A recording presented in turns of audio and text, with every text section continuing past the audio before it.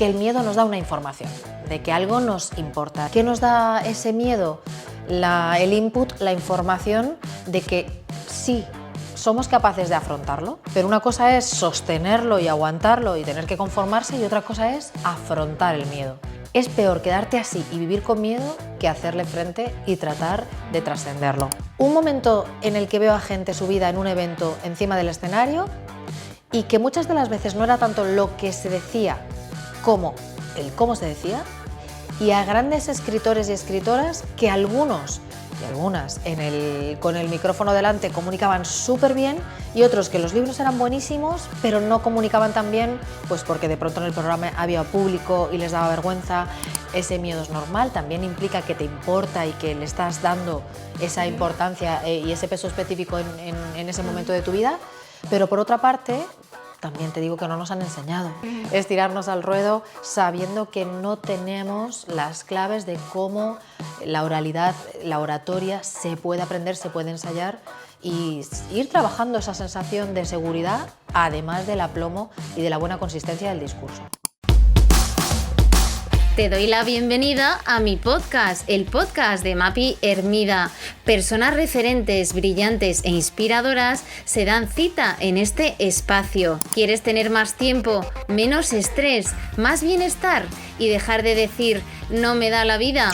Mi libro Sí te da la vida está ya disponible en todas las librerías. ¡Comenzamos! El podcast de Mapi Hermida.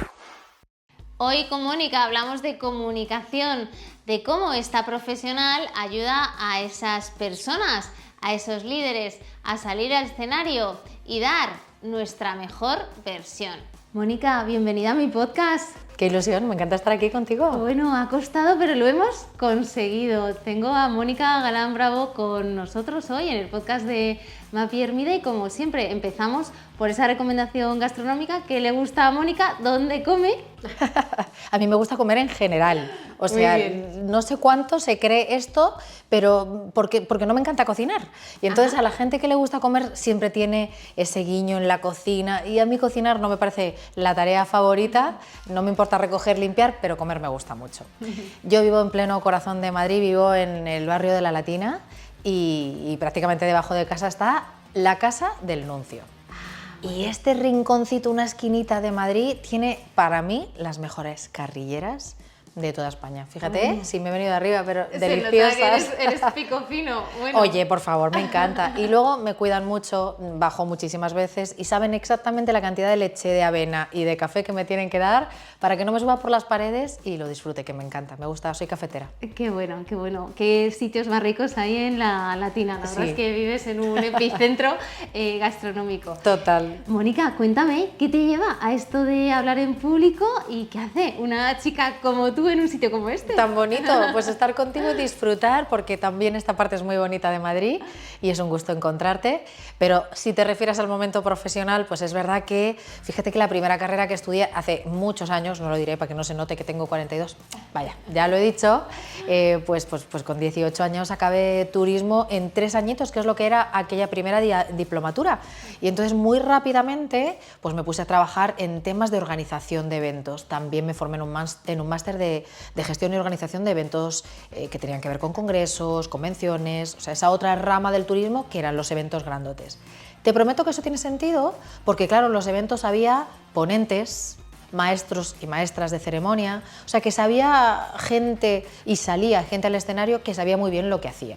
Y esto se va quedando, se va quedando, se va quedando. En algún momento falló una maestra de ceremonias y dijeron, Mónica, que tiene mucha salida para eso, que suba. Claro, subí, imagínate, con todo el tembleque, con el ojo parpadeándome, como si fuera el bichito de Ice Age. Y claro, me encantó. O sea, fue un chute de adrenalina, de cortisol también, pues maravilloso y dije, aquí hay algo. A los años empecé a buscar o a querer encontrar algo más, me metí en coaching, desarrollo personal y acabé, pero un salto, imagínate, pero acabé produciendo un programa de psicología positiva, un programa de radio, en la parte de atrás, en la pecera. Gestionando las invitaciones de los ponentes, venían los mejores y las mejores escritoras del panorama del desarrollo personal y profesional de ese entonces. Y fíjate, se une un momento en el que veo a gente subida en un evento encima del escenario y que muchas de las veces no era tanto lo que se decía como el cómo se decía, y a grandes escritores y escritoras que algunos y algunas con el micrófono delante comunicaban súper bien y otros que los libros eran buenísimos pero no comunicaban tan bien, pues porque de pronto en el programa había público y les daba vergüenza, el micrófono también y el momento de directo, riguroso directo de aquella generaba mucho desasosiego. Y te prometo que esa mezcla, si te das cuenta, la tríada desarrollo personal, ya era coach de aquella, venía del mundo de los eventos y después la radio. Pues todo se fue fraguando para ver qué pasaba en el escenario, quién subía al escenario, cómo cambiaba ese qué y ese cómo. Y me enamoré.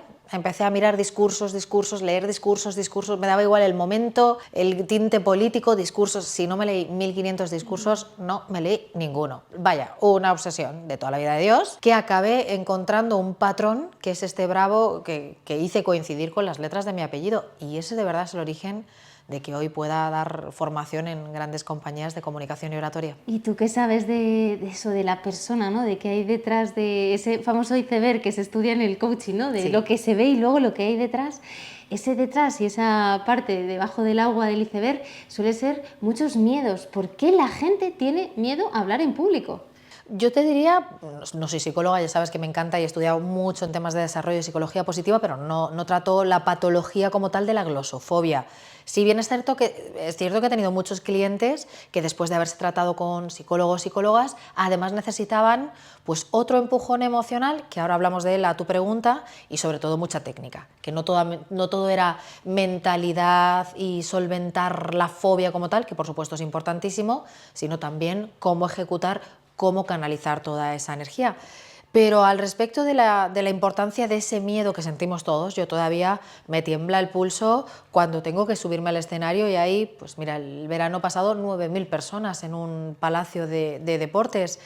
Pues es cierto que ese miedo es normal, también implica que te importa y que le estás dando esa importancia y ese peso específico en ese momento de tu vida, pero por otra parte, también te digo que no nos han enseñado, entonces nunca mejor dicho, tirarnos al ruedo, porque también he hablado en plazas de toros, o sea que es tirarnos al ruedo sabiendo que no tenemos las claves de cómo la oralidad, la oratoria se puede aprender, se puede ensayar y ir trabajando esa sensación de seguridad, además del aplomo y de la buena consistencia del discurso.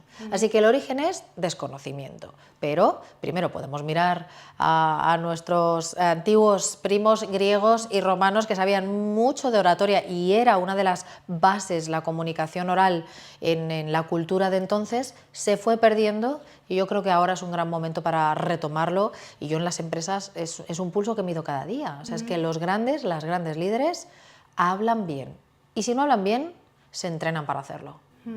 ¿Cómo puede ser ese miedo nuestro aliado, Mónica? ¿Cómo podemos hacer, ¿no? que al final pase de ser el enemigo a ser un impulsor en el escenario?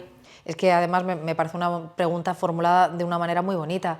No deja de ser gasolina. Es decir, ese miedo creo que como casi todos los miedos, repito, salvo cuando se vuelven patológicos y es una fobia y ahí entrarían pues otras profesionales que se dedican al mundo de la patología, las psicólogas, psiquiatras, pero en lo que yo trato, decía nosotras porque sé que eres una gran experta en comunicación también, o sea que me siento muy honrada con esta entrevista, pero es cierto que el miedo nos da una información, de que algo nos importa, de que ahí hay, ¿no? Dicen que ese éxito, que esa ilusión de la vida está siempre al otro lado del miedo, pues de alguna forma muchos de ellos sí. ¿Qué nos da ese miedo?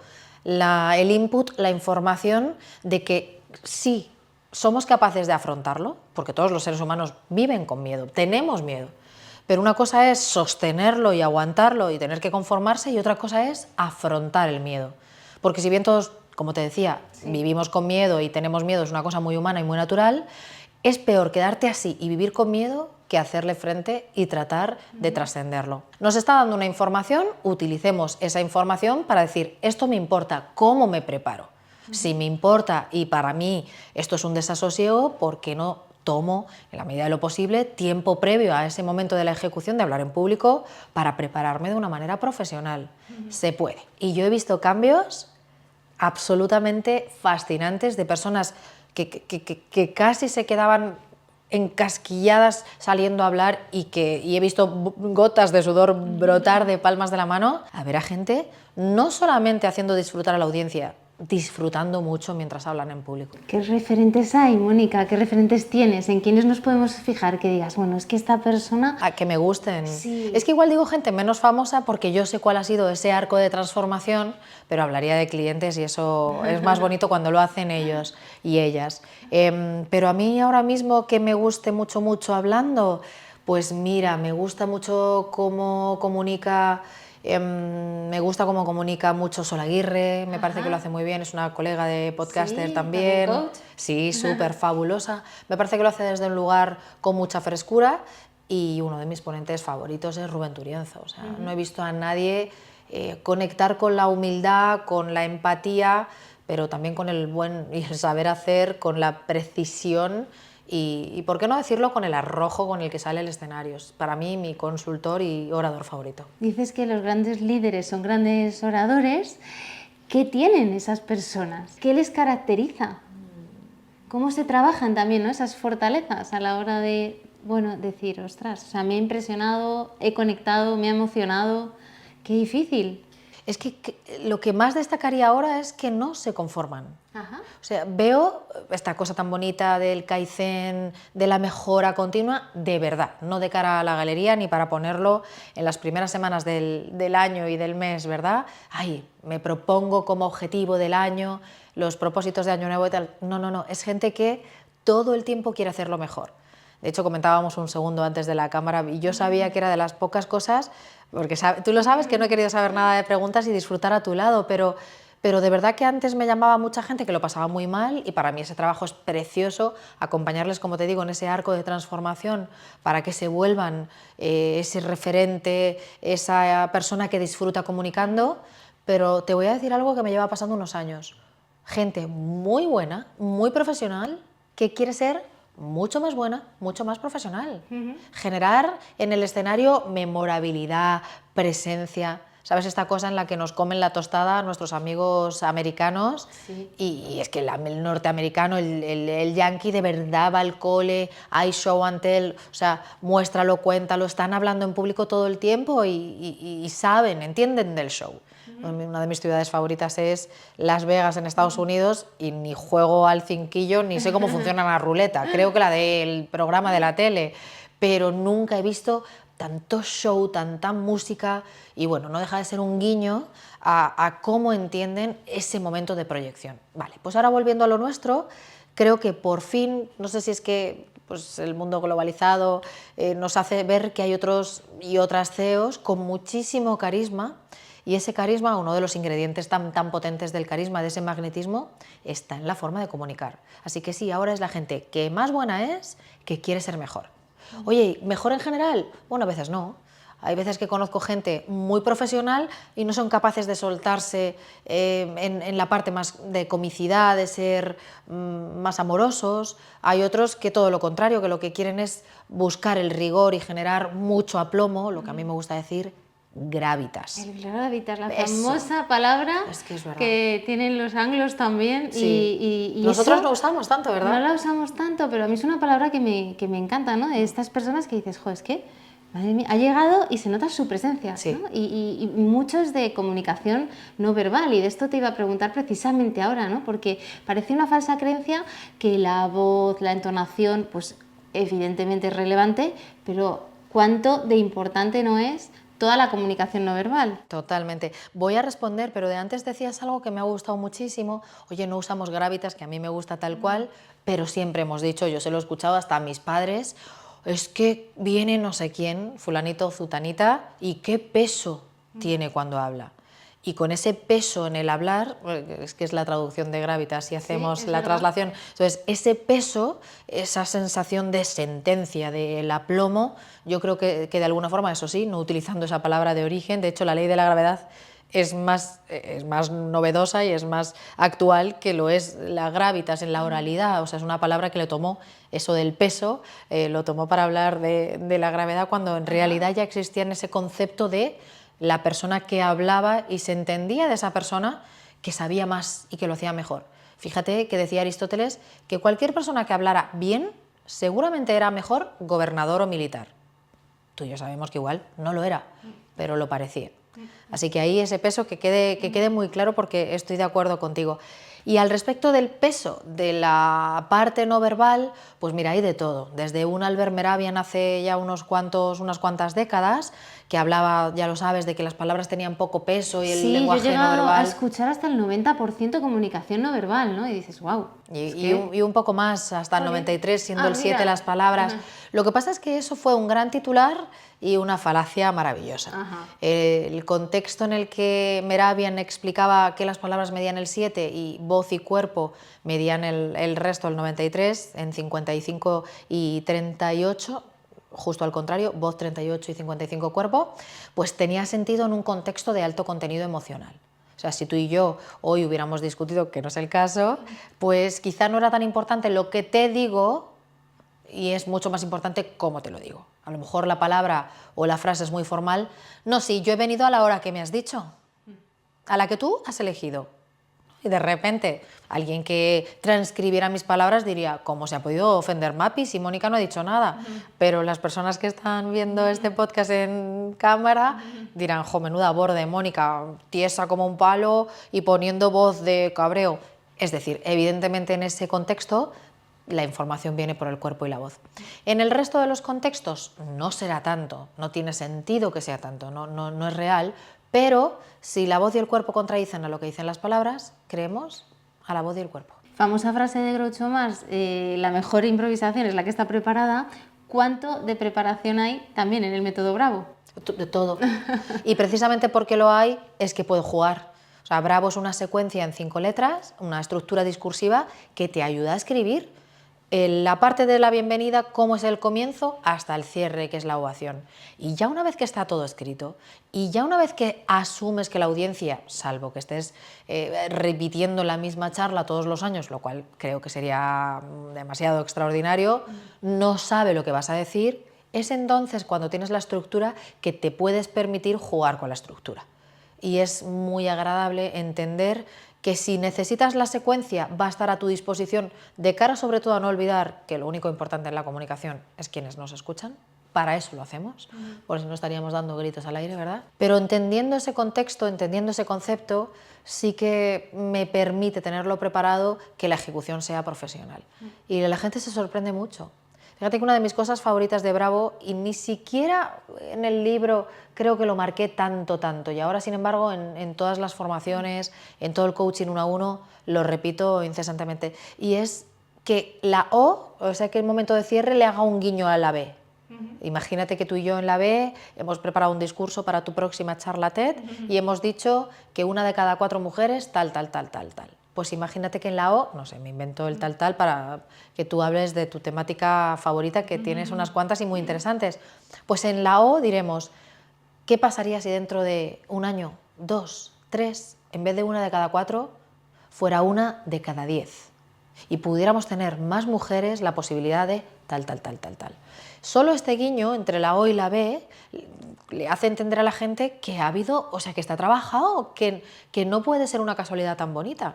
Parece mentira que nos siga sorprendiendo que alguien se prepare un discurso de manera profesional. Pues sí, porque mira, el otro día veía en Netflix, creo que era, el discurso de Brené Brown, que tiene bueno, como una especie de documental, ¿no? Sí.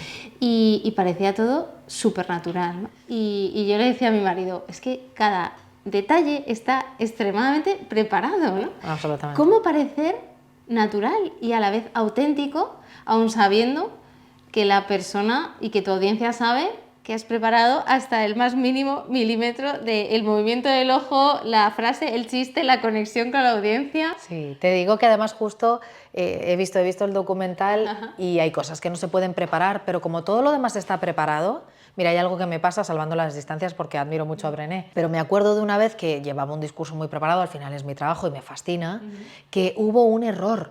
Se estropeó la pantalla, no iba al mando, yo tuve que cambiar de temática de una forma muy abrupta porque lo necesitaba. Y cuando se acabó la charla, yo por supuesto había sudado el triple que en cualquier otra ocasión y un poco desgastada bajé a hablar con la audiencia y me dicen, ¿cómo se nota que has preparado el error para contárnoslo de esta manera? Que yo dije, pero ¿cómo me dices eso? ¿No ha sido un error? Y dice, Es que estaba todo lo demás con tanto sentido que nos ha parecido que era un juego, que no se te había estropeado de verdad.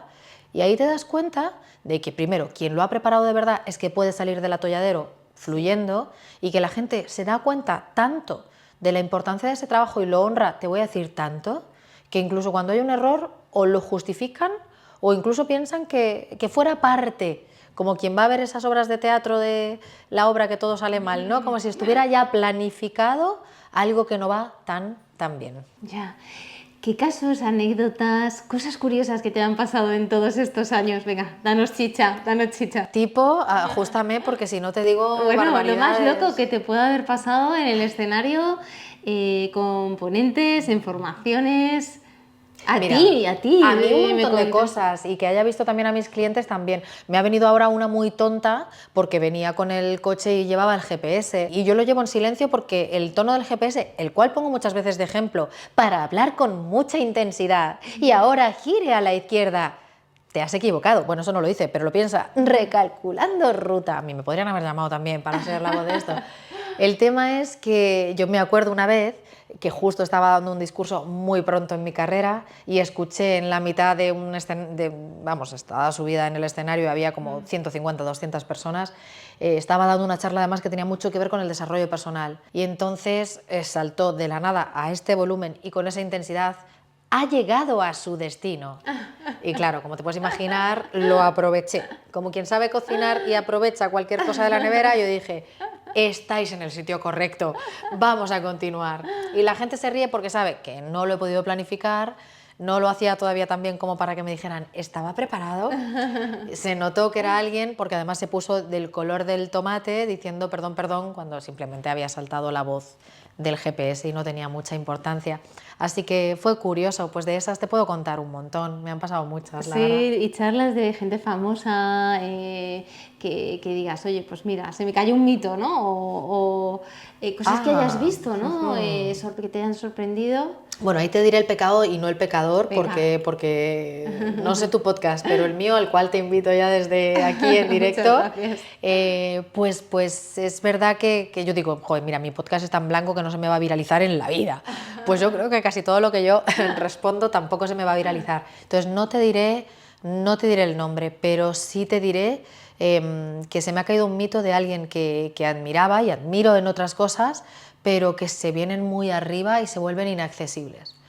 Yo creo que tengo a veces un pelín de complejo, que de puro cercano me agoto y la energía a veces no la sé manejar lo suficientemente bien y me bajo del escenario, estoy todo el rato y a lo mejor tampoco yo controlo mi energía, y al final de la noche, si ha sido un evento largo, me puedo quedar sin voz, lo cual para mí te puedes imaginar, porque si hay mucho ruido... Tu herramienta de trabajo, ¿eh? Claro, y como tengo tanto ritmo, si hay mucho ruido, no hablo. Y yo, ya me has visto, soy pizpireta, me gusta hablar un montón, pero si hay mucho ruido, me apago. Entonces, en cuanto a esa sensación de decepción, no te voy a mentir, porque la palabra sería esa. Si bien me fascina la gente que se viene arriba, que se quiere muchísimo, y digo, joder, Moniquita, ¿cuánto te queda por aprender para quererte tú tanto? Me ha decepcionado alguna figura muy, muy conocida, que luego se vuelven demasiado inaccesibles y dices, mira, de verdad, he saludado a... Que no es para tanto, ¿no? Que esto va de subirse a un escenario. Sí, o sea, trabajo con gente famosa, de verdad, en otros puntos, y no se vuelven majaras con esto. Eso para mí es una decepción. Bueno, es que hay una parte en hablar en público, ¿no? Tú lo decías, cortisol, adrenalina, ¿no? También de show off, ¿no? La gente que le gusta dar charlas en público, también entiendo que son personas que les gusta dejarse ver. Sí, pues decías ahora mostrarse, incluso fardar en este momento. Yo creo que hay que venirse un poco arriba en el escenario, ¿eh?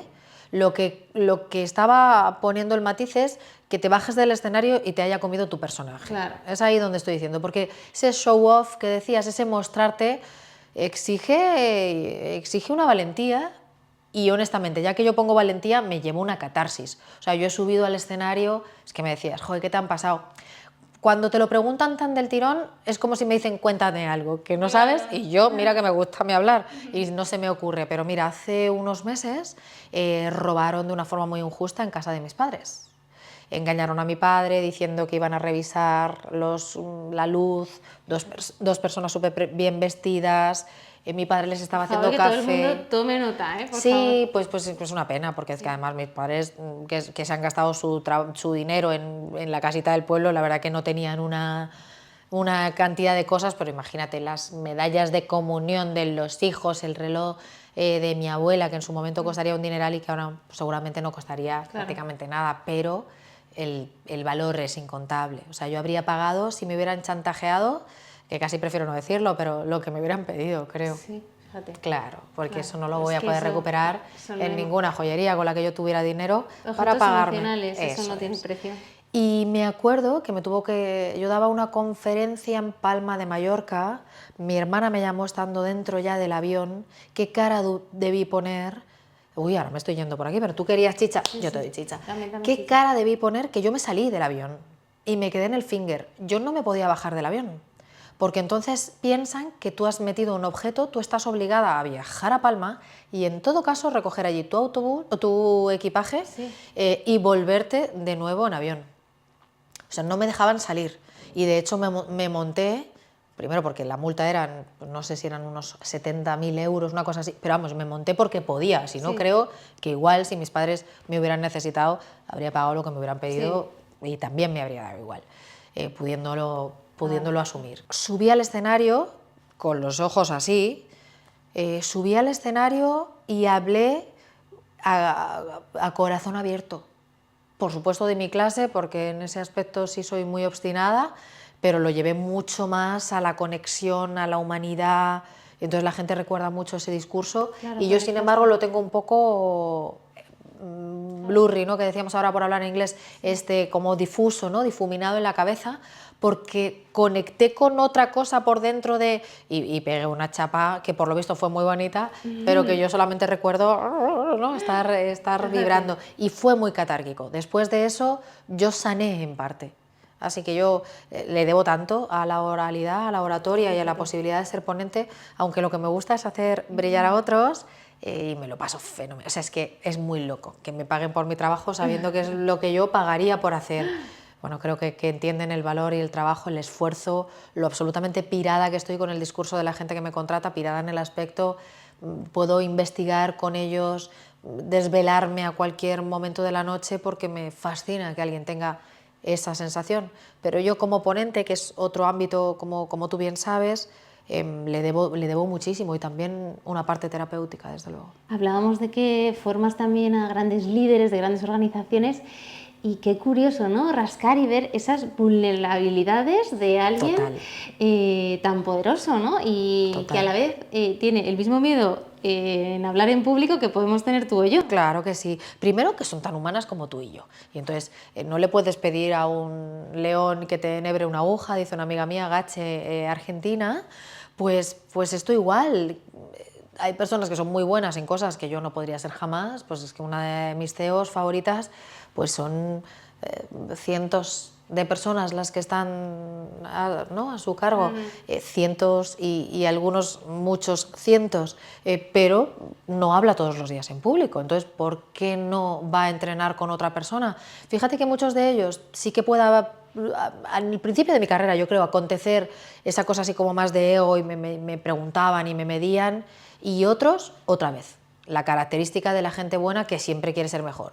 De brazos abiertos, Mónica, ¿qué hago? Esto no está bien, venga, ¿cómo lo cambio? Jope, es que tú lo haces tan bien. Y sabes que es el presidente, me acuerdo ahora, en este tono tan jovial, de una de las compañías de comunicación, nunca mejor dicho, más importantes, internacional. Y venga, pues esto lo has hecho fenomenal, venga, que lo repito otra vez, voy a ser tu peor alumno. Fíjate qué ganas de jugar, qué ganas de abrirse, y casi con un contexto de conversación pueril, amigable y juguetona, es que me da hasta pudor decirlo así. Siguen mejorando y luego cuando se suben al escenario pues son el CEO que son, el presidente que son, o la CEO que maneja, como te decía, muchísimas personas. Es extraordinario. Hablabas del público, Mónica, de la importancia, ¿no? Y que son los principales protagonistas. Esta frase de la audiencia es el rey. ¿Cómo darles ese protagonismo? ¿Eso cómo lo tangibilizas? ¿Cómo se trabaja? Yo que te conozco y sé que vienes de empresa, estoy convencida de que ahora, quizá fuera de cámara o cuando vengas a mi podcast, Te preguntaré si en algunas de las compañías que tú has tenido cerca o has trabajado para ellas, eso del cliente está en el centro, que queda tan bonito, y en los carteles alrededor de las paredes de la OFI es muy cookie, es verdad o no, y ya me dirás, no sé si con micro delante o no, dónde lo has sentido más y dónde lo has sentido menos. Pero cuando sí, además de sentirlo, sí es una realidad y no es solo de cara a la galería, que de verdad ponen al cliente en el centro, que lo miman y que evidentemente, entendiendo que es una empresa que claro que buscará su beneficio, quiere genuinamente ayudar a el que sea su cliente, sus clientes, pues cambia toda la filosofía, cambia toda la cultura. ¿Por qué te cuento todo esto? Porque siento que esto de la audiencia es el rey, como el cliente podría ser el rey, al final es el cliente de la charla, si lo piensas, o sea que es lo mismo. Cuando no es un eslogan y no es un requisito en papel, sino que de verdad se siente, de verdad es que el discurso se orienta a eso.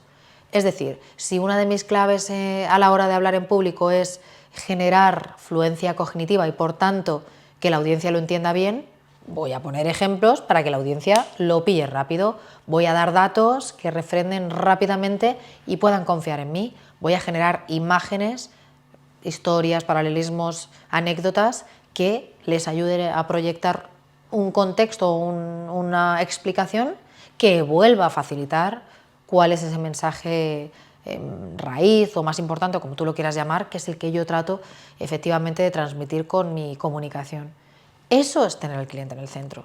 O sea, es que si no sería como, pues eso, como escribir una carta de amor y poner a quien corresponda, ¿sabes? O sea, tú una carta de amor sabes a quién se la quieres mandar. Pues las charlas igual. Tienes que tener a la audiencia en la cabeza todo el tiempo. Pero es que si no, no tiene sentido. Si es que yo creo que cuando lo quieren hacer de otra manera, sencillamente pienso que los nervios son malos consejeros y ya está, para sorpresa de nadie, no se puede pensar bien con nervios. Es decir, cuando veo a alguien subido al escenario, y claro que lo he visto, absolutamente desconectado de la audiencia y más pensando en lo que hace en sus manos, en su PowerPoint, o en ser más diva o en ser más divo, lo que pienso sencillamente es, pobrecito, es que no se está dando cuenta. O sea, ahora, que yo piense pobrecito no significa que lo respete y que me parezca adecuado para lo que vive la audiencia, desde luego. ¿Y esas características vienen en algunos casos innatas? ¿Vienen con el ADN, personas quizá más empáticas? ¿Eso se trabaja? Porque hay personas que dices, joder, es que bueno, parece que ha nacido para esto, ¿no? O sea, creo, sabes que no soy psicóloga, o sea que no te podría hablar ahora ni de qué parte genética, pues una de mis mejores amigas, Margarita Álvarez, habla de un estudio de cómo Estuvo en el podcast. Ay, es que es amor máximo. Estuvo en el podcast y es una estupenda speaker. Hombre, pero vamos, maravillosa. Habla de un estudio que yo también tiempo después estuve jugueteando con él, que hablaba de esa parte de nuestra personalidad que, si bien en la mitad es mamá y papá, de ese 50, ¿no? 25 y 25, porque viene en carga genética, luego la otra parte tiene que ver con el contexto y con las decisiones. Hombre, claro que sé, no es que lo pienses, que sé que se puede modificar porque vivo de ello. No podría ser de otra manera. O sea, tengo trabajo y lo digo con orgullo y con agradecimiento. Pero sí que hay una parte que, pues lo que hayas visto en casa desde pequeños, que sean más voy a decirte, más que la parte de empatía, que también, yo hablaría más de extroversión. Ajá. De que se puedan hablar las cosas en casa con cierta confianza, ajá, que se atrevan a expresar sus sentimientos. Desde luego la empatía, a lo que hablábamos ahora de poner el foco en la audiencia, evidentemente es un ingrediente mágico para la receta del éxito en la comunicación. Pero te hablaría eso más de extroversión. Pues mi abuela cantaba muy bien, mi madre canta muy bien y mi padre canta mucho. Mi madre canta muy bien y mi padre canta mucho. O sea que quizá con esa parte del canto, si bien no han sido comunicadores en la oralidad y no ha sido ese el ejemplo que he tenido en casa, sí he tenido, por ejemplo, esa distensión de la música en mi casa, cómo lo han disfrutado. O sea que a lo mejor en mi caso, por supuesto, tiene que ver y otros tantos valores, de hecho los más importantes me vienen por ellos. ¿Y qué rol juega la voz? Yo, por ejemplo, Mónica, he tenido siempre mucho complejo, lo he ido trabajando y bueno, pues fíjate, ahora tengo un podcast, ¿no? Pero me consta por estudios que es cierto que siempre una voz más grave parece que da como mayor solidez, ¿no? Y así está en muchos casos incluso constatado, como digo, en ciertos estudios. Así es. ¿Cuánto de importante es la voz? Y eso se puede también trabajar. Desde luego, si pensamos en los porcentajes y nos vamos a Mehrabian, ¿te acuerdas que era un 38? Alto contenido emocional, eso sí. Yo el porcentaje real veo tantos estudios que contradicen los estudios, que contradicen los estudios, que contradicen los estudios, que no me voy a asegurar un número porque no lo creo. De hecho, si hablas con una logopeda te dirá que el 90, o con un foniatra, o incluso con algunos profes de oratoria que le dan particular importancia. Que las voces graves son más persuasivas, sí, es una cuestión mucho más estudiada y creo que ahí hay menos dudas al respecto, como bien decías, creo no, estoy convencida. Pero fíjate que yo creo, primero, que las mujeres tenemos que hacer las paces con que por cómo es nuestro cuerpo, que es distinto a la persona fabulosa que nos está grabando hoy, es decir, como mujeres, Ángel como hombre, la cantidad de veces que chocan sus cuerdas cuando habla es menor que la cantidad de veces que chocan las cuerdas cuando hablamos las mujeres con el tono más femenino, que es tu caso, o sea que yo te lo voy a honrar. Yo creo que yo, por ejemplo, ahora, y de hecho hoy que hace frío afuera, quizás se intuye por nuestro atuendo, es cierto que como a veces pongo la voz sin querer ya se me va cuando estoy dando clase un pelín más grave de lo que es quizá normal, que puede estar un poquito más arriba, ¿sí? acabo pagándolo. Eso, quizá viene ese cansancio del que luego te hablaba, perdón, del que antes te hablaba cuando te decía, yo ahora, si hay mucho ruido, me quedo en silencio. Y soy súper expresiva y me encanta charlar y hablar, pero sé que me tengo que guardar. Entonces, esto te lo decía para honrarte, que no lo cambies. Ahora que Margaret Thatcher, que tenía ese tono agudo, extra agudo, trabajó con un actor, hasta donde recuerdo la anécdota, para ser capaz de hacer mejores pausas, poner un tono más grave, es una realidad. ¿Se puede trabajar? Sí. ¿Tiene influjo? Sí. ¿En según qué contextos? Más. ¿Las voces graves son más persuasivas? Siempre. ¿Se puede aplacar la parte de la persuasión más desde la pausa que desde el timbre de la voz? Claro, hay fórmulas. ¿Qué pasos, por dónde empezamos a la hora de hablar en público a quienes nos escuchan? ¿Qué tips dirías para quien se tiene que lanzar a esto? ¿Por algún sitio hay que empezar? ¿Por dónde empezamos a trabajar? Comprar el método Bravo. No, pero es verdad que en aquel libro, y cuando uno escribe un primer libro y tú lo sabes, vuelca todo lo que sabe, por lo menos hasta el momento, si bien ahora pues ha habido mucho crecimiento y mucha experiencia después de cómo me cambió la vida cuando Planeta me pidió que escribiera Método Bravo. Pero comenzar, pues yo diría comenzar por una pregunta que tú hacías antes. ¿Quién te gusta? Hablando. ¿Por qué? Y hacer esa reflexión, pues me gusta este autor, esta persona, este escritor, esta cantante, porque fíjate que tal. Y lo tenemos, anda que no hay podcast, porque los hay, y lo cual no significa que no haya más y que sean buenísimos, pero ha habido mucho podcast donde ha salido gente, como antes decíamos, celebrities, famosas en el aspecto de que, como la música y el cine, la televisión son más populares y llegan a muchísima gente, pues de pronto has visto una entrevista de Nadia Nimri o de, que me parece que tiene un carisma muy especial, o qué sé yo, me pongo ahora a pensar en Leiva, ¿no? Como cantante, y le han hecho una entrevista a un podcast y ves cómo son sus opiniones y cómo hablan. Oye, he pensado en estos dos, en Almodóvar o en, no sé, una compi, Ane Gartiburu, alguien que le haga una entrevista, y dices, jo, pues qué bien habla Ane y qué bien hace esto. Oye, ¿y por qué me gusta? Jo, pues porque hace unas pausas divinas, porque es muy dulce cuando pregunta y pone una sonrisa, y qué bonita suena la voz cuando sonreímos. O sea, analicemos a la gente que nos gusta, ¿por qué no? Claro que sí. Yo creo que el primer paso es ese. Hablaba del método Bravo como una broma porque evidentemente es mi criatura, pero te aseguro que fue una recopilación de muchísimos vídeos, de muchísimos libros. Lo que más orgullosa estoy es la labor de investigación que hice y todo el cariño que le puse a un libro que honestamente pensé que iba a leer mi madre, porque se apellida Bravo, como yo de segundo, evidentemente, y mi abuelo de primero, ¿no? Pero no, pues son miles de copias, decenas de miles de copias vendidas, sabiendo que el libro ha ayudado a mucha gente. Para mí eso es un orgullo, Mapi. Elaborarse el discurso, esa parte no tan importante, ¿no? De qué cuento, cómo lo cuento, ¿qué tips dirías ahí que podemos recopilar? Mira, voy a poner como letras favoritas de Bravo la B y la O, o sea, el principio y el cierre. Yo ahí haría muchísimo hincapié en cómo comenzar.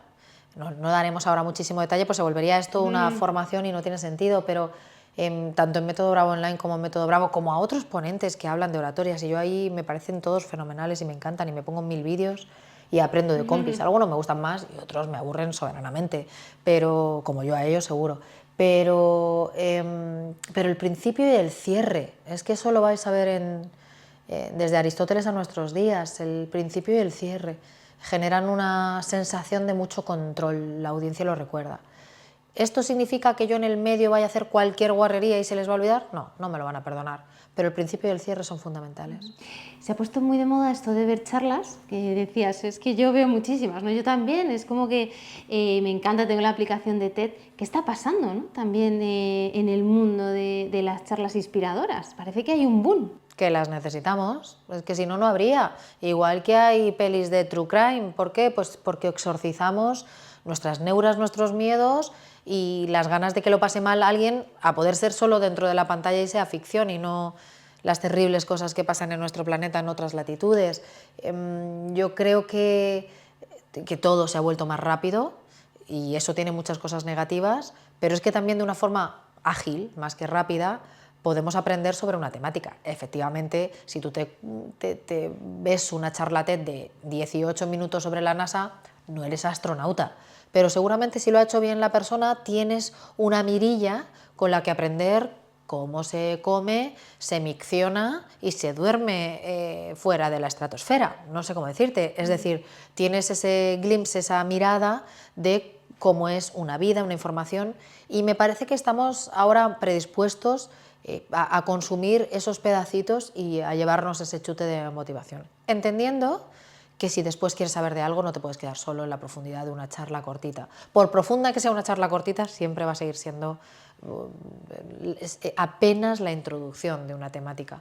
O sea, que a mí lo que me parece es que entronca con algo del ser humano que ahí ya no tiene nada que ver con la actualidad, que es que somos profundamente curiosos. Y si ahora, con ese aperitivo de curiosidad, en este caso formato vídeo, podemos satisfacer, conocer lo que pasa como te decía, en una nave o en una mina o dando clase a chavales de 13, que me parece un reto vital, pues ¿por qué no consumir esas charlas? Claro que sí. ¿Y cómo ves las redes sociales? Ahora con tanto vídeo, tanto, ¿no? Al final, píldora en 30 segundos que quieren contar lo que se cuenta en una charla TED de 17 o 18 minutos. Todavía más, ¿no? A ver, ya va a ser un bla, el próximo día bla, y ya con ese bla tengo que haberte transmitido todo. Bueno, pues me parecen, o sea, yo soy muy consumidora, de hecho, más que consumidora, creo que rozo algunas de las veces lo no tan sano, o sea, me gusta consumir Instagram, es mi red social favorita,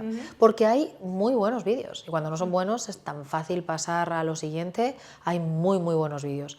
Si me dices cómo la siento, me gusta, si me dices cómo la vivo, pues me doy cuenta de que si yo tuviera ¿no? un acompañante camarógrafo todo el día, que además hiciera los vídeos él, sería mucho más sencillo, porque es que parece que ahora los grandes profesionales, los profesionales en mi caso solo, ya me va bien, pero necesitamos ser músicos, o sea, que parece un vídeo musical, la vida en redes de otras personas, ¿no? Está todo, la toma, el atuendo, la música que acompaña, y yo me siento como Paco Martínez Soria con una gallina tratando de ir subiendo esos sitios donde me graban y tratando de aprender a posar para salir, hija, lo mejor que pueda, dadas mis circunstancias que son las que sean, ¿no? Entonces, bueno, pues me doy cuenta de que es una gran oportunidad porque me ha conocido gente con las redes que de otra manera habría sido imposible y para mí lo importante es cuando alguien me da la oportunidad de subir al escenario, porque normalmente no hablo en abierto. Si yo hablo para un Coca-Cola, para un Loewe y para un, ¿qué te digo?, Repsol, pues me ven en Coca-Cola, en Loewe y en Repsol. Y entonces Margarita Jiménez, Pepita Fernández, no sabe quién soy y no me contrata, por tanto, y es normal.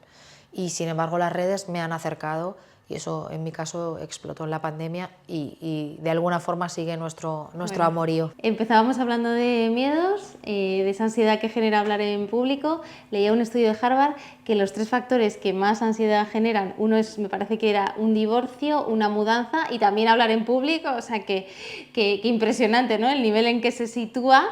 Y Mónica, aquí sí que me gustaría cerrar con un broche y una recomendación para esas personas, ¿no? que les sudan las manos, que les cae la gota de sudor, ¿no? que les cuesta salir a ese escenario, cómo rebajar esa ansiedad y enfrentarse desde un punto de vista más optimista y positivo a ese momento, ¿no? de salir al escenario.